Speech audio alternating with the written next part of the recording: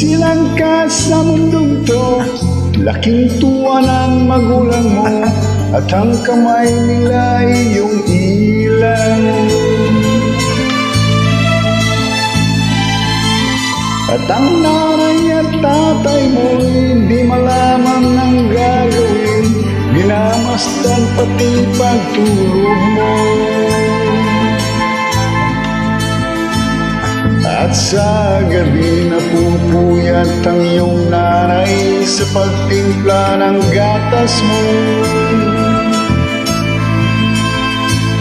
At sa umaga na may nakalong ka ng iyong amang tuwang-tuwa sa'yo. Ngayon nga'y malaki ka na, nais mo'y maging malaya, di man sila pa'y walang magagawa. Ikaw nga'y biglang nagbago, naging matigas ang iyong ulo, at ang payo nila'y sinuway mo. Di mo man lang inisip ng kanilang ginagawa'y para sa'yo. Pagkat ang nais mo'y masunod ang layaw mo, di mo sila pinapansin. Nagdaan pa ang mga araw at ang landas mo'y naligaw, ikaw ay nalulung sa masamang bisyo.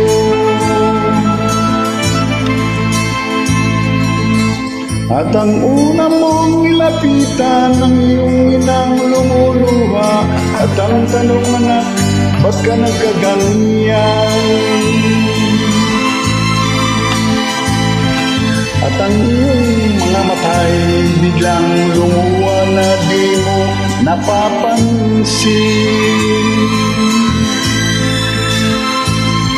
Pagsisisi at sa isip mo'y nalaman mong ika'y nagkamali.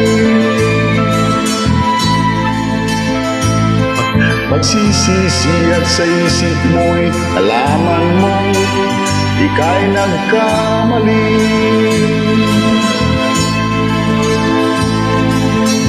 Kahapon ay nilimot mo pati ang iyong masamang bisyo, laking pasalamat ng magulang mo.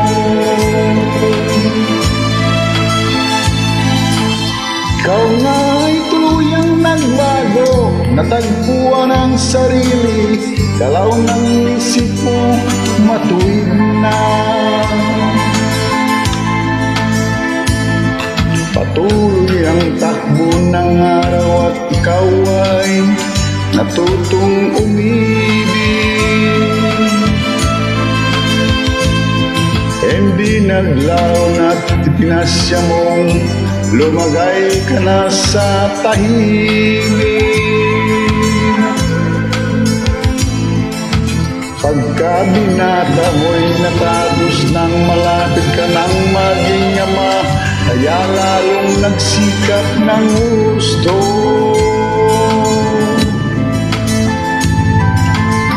Dumating ang iyong inihintay, sinilang ang pangaray mo, parang langit ang iyong nadama.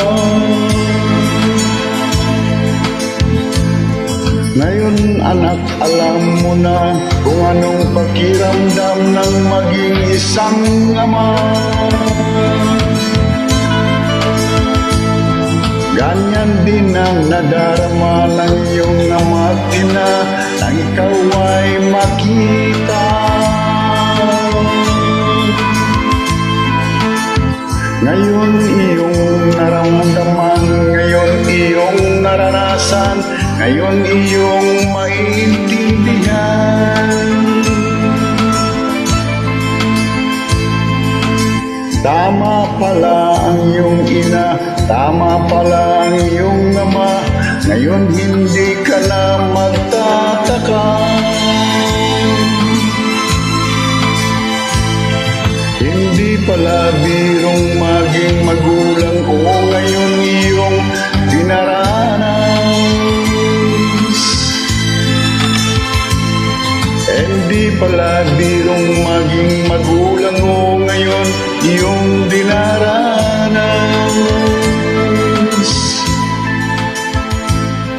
Hindi pala birong maging magulang o ngayong aking dinaranas.